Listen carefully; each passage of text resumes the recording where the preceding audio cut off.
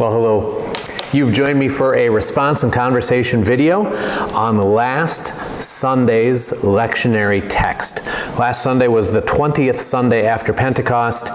The date was October 18th, 2020, and the lesson was from Matthew 22, verses 15 through 22.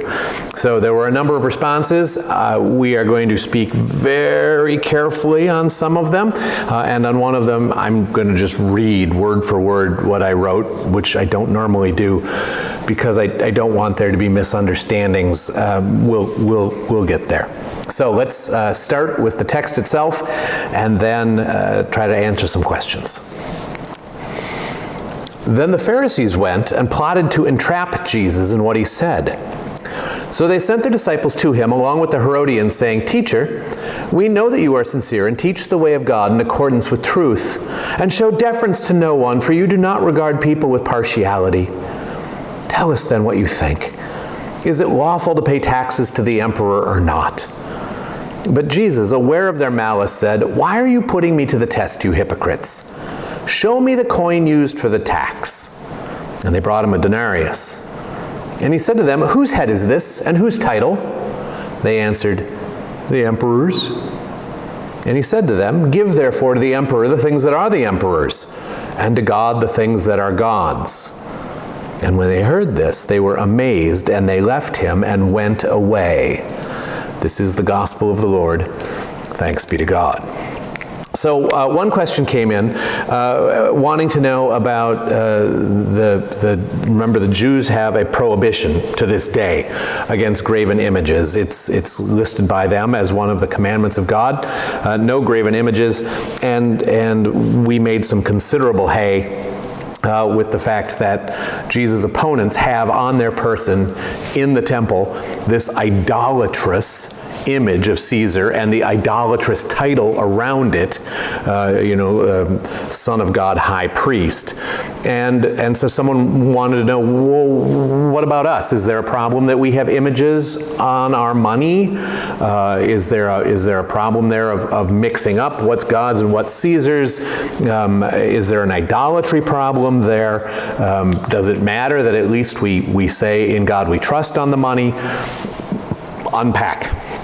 So, let's be really clear. I mean, this is a question about political leaders on money and idolatry, which is people of faith giving undue credence, undue position to someone who doesn't deserve it. So, I'm taping this on the night of the final presidential debate. You are aware that our country is absolutely, completely divided against itself, that there are bad feelings and ill will on both sides, and that there are religious proclamations being made about what it means to be a Christian and who Christians ought to support.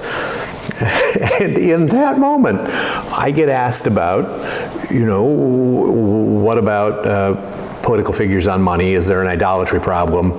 To what extent does God we trust proof us from that?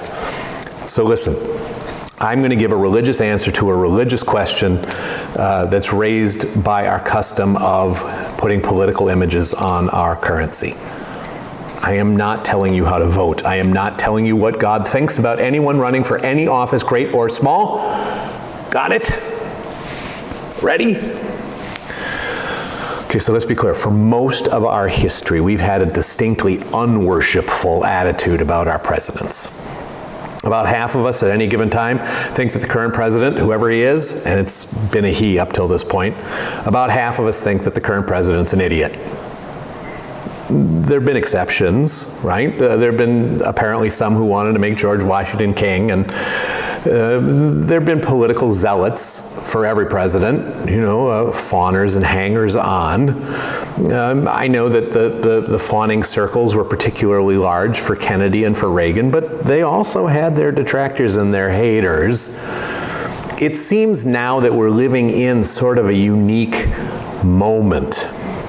I suppose the great temptation of every time and every place is to say that this is a pivotal moment, yes, but it feels different because some portion of the Christian churches and Christian pastors have tied their public witness absolutely to a political figure, to the current president.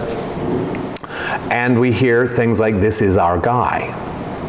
This is God's guy. To be a Christian, a real Christian, a serious Christian, is to support this guy no matter what he says or what he does. And you know I'm not overstating that does get said in a fair number of churches at the moment. Is that idolatry? I think for most people, most pastors, most Christians who talk like that, it's transactional, the thing that they have going with the president. That they'll acknowledge that he has ghastly manners, but the judges, or but the tax cuts, or but whatever the policy thing that they care about. And so they believe that policy thing is so near and dear to God's heart that the manners of the president can be overlooked. For a smaller group, I think it's about being affiliated with power, that power is an intoxicating thing, and pastors and churches don't have defenses necessarily against that. In this time in our culture, we don't generally sip from the cup of power, and so those who have that opportunity sometimes lose themselves and oversip, as it were. There's a smaller group still, I think, that takes vicarious joy when the president says mean things to our cultural opponents, that these may be things that these people have always wanted to say and haven't had the courage or the ability to say, and now when someone says it, there's a certain vicarious glee. But then there really does seem to be a group that wants to say that the president is an agent of God in the world, and that he is a critical agent, that he is here to save America or to save Western civilization or to save Christianity itself. And again, you've heard all of those things. And at that level, accountability vanishes. There's only regard and unquestioned support, and I think you have moved from partisanship into idolatry. That when a Christian person gives complete support no matter what to anyone other than God, there are questions that have to be asked. And I don't know how big that group is. And is it balanced by people on the other side? Maybe. They don't have the same level of publicity or the same volume. Is it 2% of us that's in danger of idolatry to a political figure of either side? Is it more than 2% of us? Is it 5% of us? I don't know. The ones who are being tempted in this moment in this way are loud. And so it's hard to know how many people exactly we're talking about. I think that for those who are tempted to idolatry of a political figure, to have that political figure on the money would be a problem for them. But for most of us, the money is its own problem. That money is our preferred idol. And it doesn't matter whose picture is on it.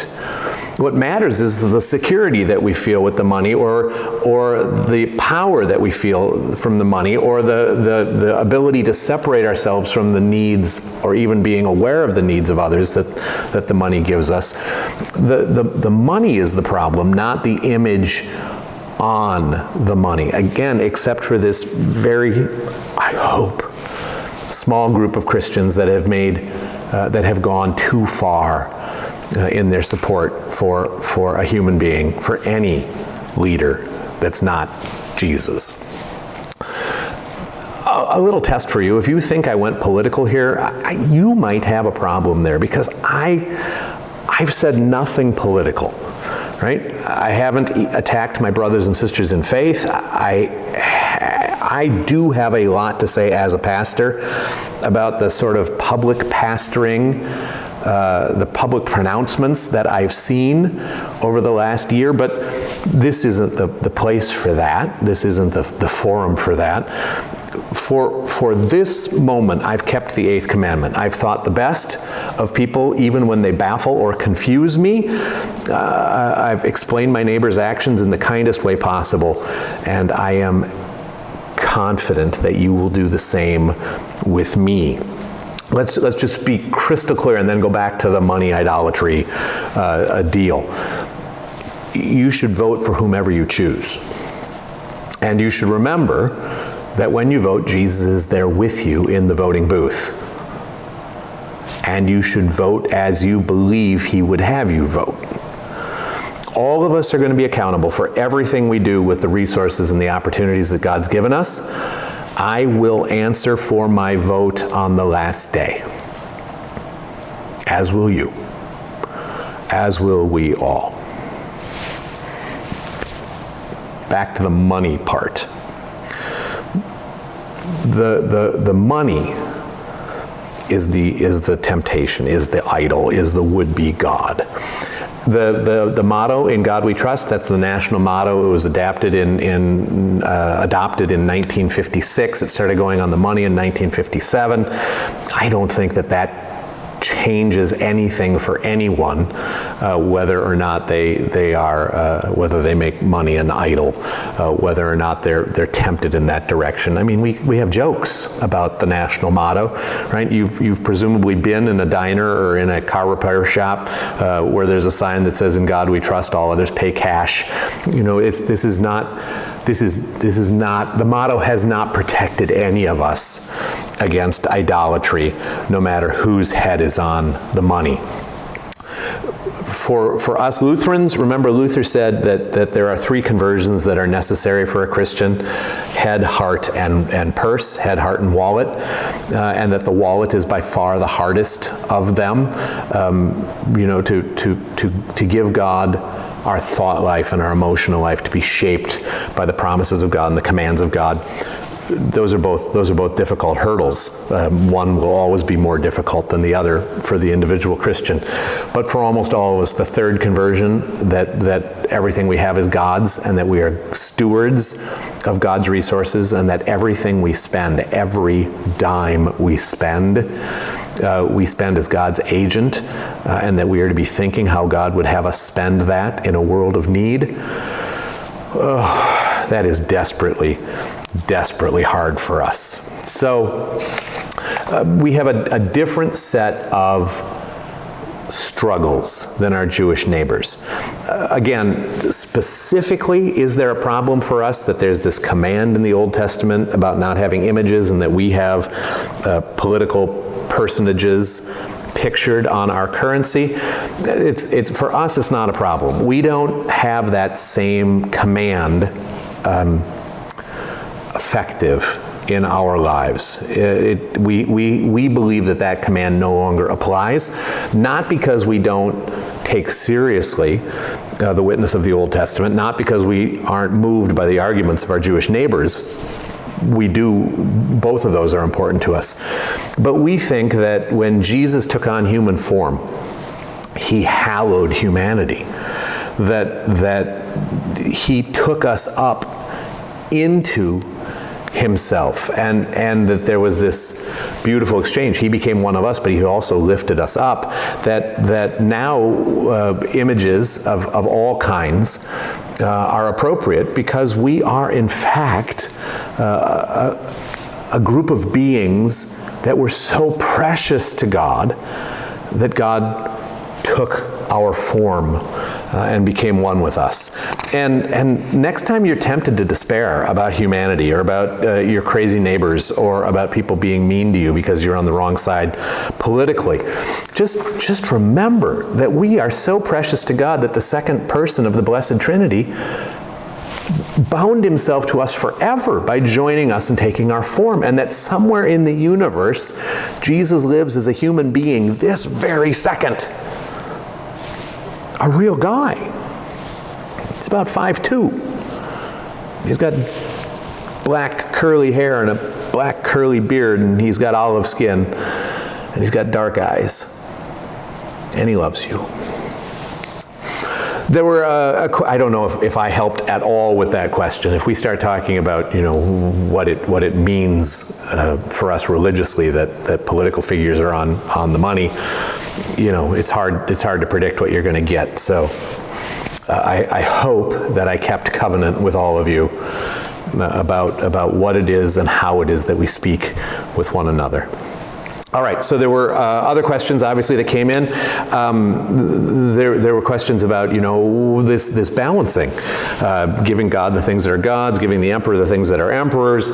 How do we strike that balance? There was a question about, how can we follow God in doing good, and in doing that, be good citizens to our neighbors? How exactly do those things hang together? Again, that's the work of a lifetime.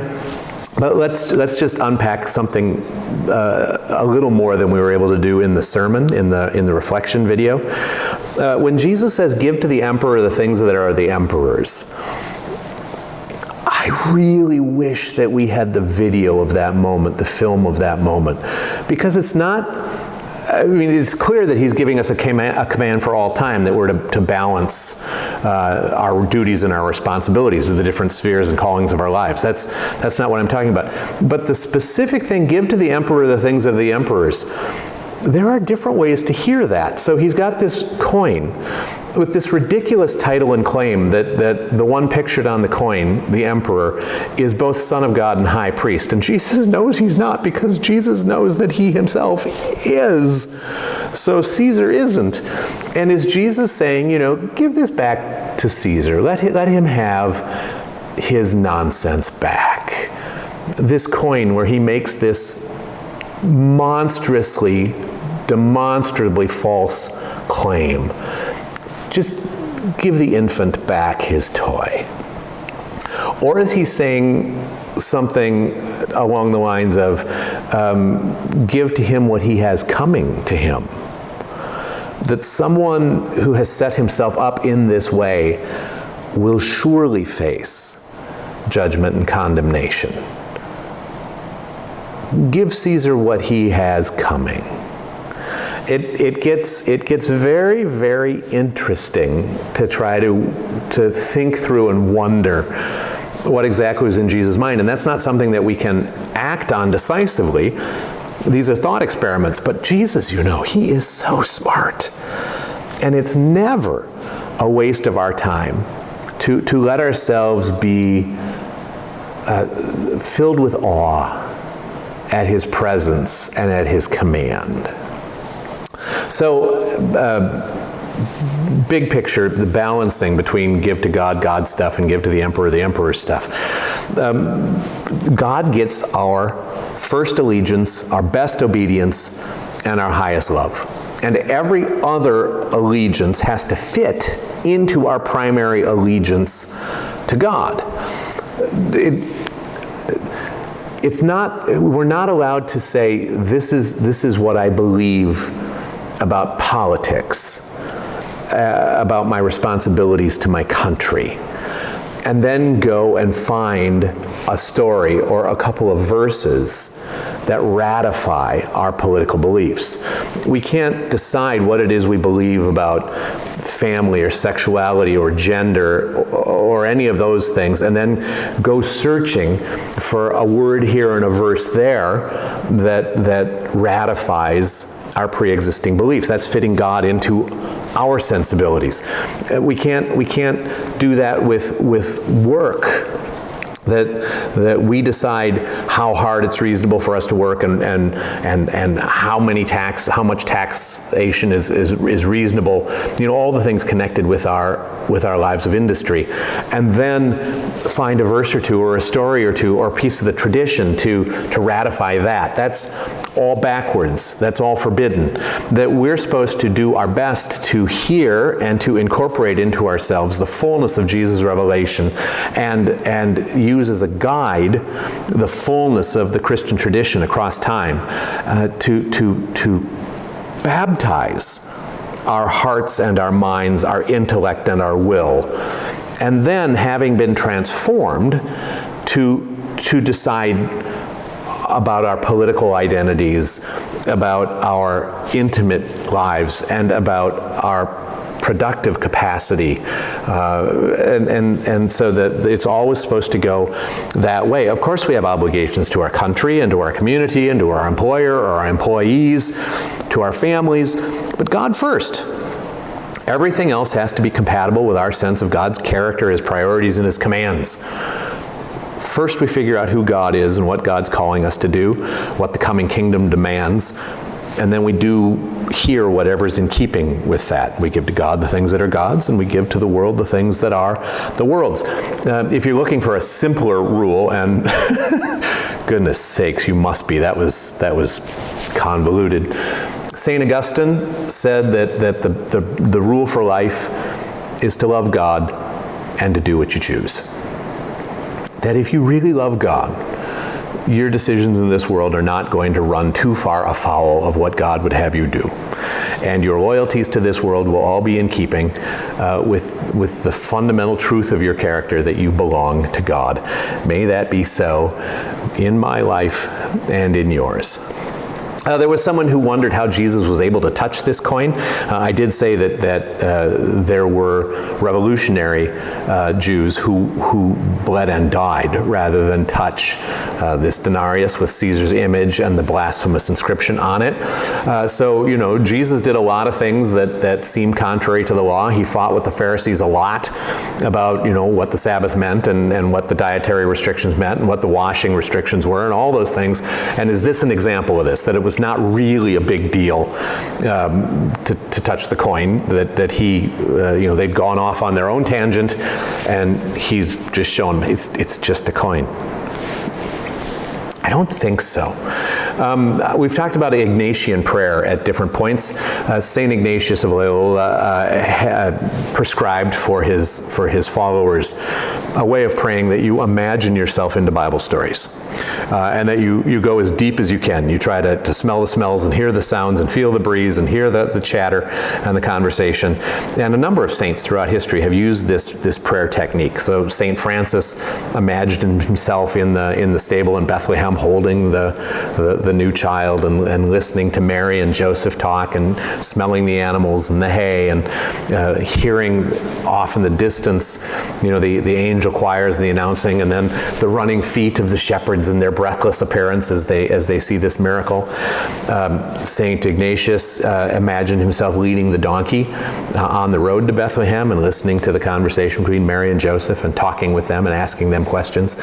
This is an interesting story for you to practice that kind of prayer if you haven't done it before. And if you have done it before, it's really fun because there's an awful lot here to imagine. The emotions of the crowd, their breathless anticipation, the vindictiveness, the malice of Jesus' opponents, Jesus' strength and his clarity, his grace under this pressure, knowing what's coming at him, the beauty of the temple, and then knowing that Jesus has cursed it, the religiosity of the people around, and knowing that Jesus has found it wanting and has said that the kingdom will be taken from them and given to others. I mean, all of that brewing, all of you sink yourself into all of that. And my very great teacher, Bishop N.T. Wright, in a moment of what I think is Ignatian imagination, says that he imagines Jesus accepting this coin the same way you would accept if someone handed you a dead rat. That he takes this coin and how he receives it underscores the impropriety of it being in the temple and on the persons of these who claim to speak for God. And that in his receiving it, he sent a clear message to the people that those who had been lifted up as their leaders had failed them absolutely. That's something we're not going to know until we get to the kingdom and see the video, which will be awesome. But for today, think dead rat, and you're probably not too far off. Finally, there were a couple of people who were deeply aware of our broken fellowship with one another and the part that religion has played, at least in some of that brokenness. And so someone wrote in that religion seems to be being weaponized in our country and in the world. Maybe it always has been. And someone else wrote this. With your latest sermon, you spoke of the hyper-religious Pharisees and the power-hungry Herodians. Sometimes it's just amazing how the past can relate to the present. But through all the issues of the day, we keep hearing that word, obedience. That we're to love God with all our heart and all our souls, all our strength and all our mind, to live honestly and peacefully. So I ask Jesus to continue to help me love others that aren't always easy to love. And I remember that he loves them and me. That's just perfect, isn't it? And let me add, though it doesn't need my addition, what I try to keep in my head, that Jesus commands us to pray for our enemies and to bless those who persecute us. There is enough ugliness in our culture and in the world without us adding any more to it. The mean thing that you want to say, someone's going to say. The cutting meme that you think needs to be posted, someone's going to post it. You and I, we don't need to do that. Let's be found doing what we're called and commanded to do. Let's live in the truth. Let's remember what's eternal and what's passing away. Even the things that are important in this world are less important than what's eternal. We're supposed to let our gentleness be known to all, and we remember that God will judge, and that God's will ultimately be done. Let's do our work with glad and grateful hearts, and rest in God's peace. So may the Lord bless you and keep you. The Lord make his face shine on you and be gracious unto you. May our good Lord look upon you with favor, and may he grant you peace. In the name of the Father, the Son, and the Holy Spirit. Amen. Thanks for spending the time.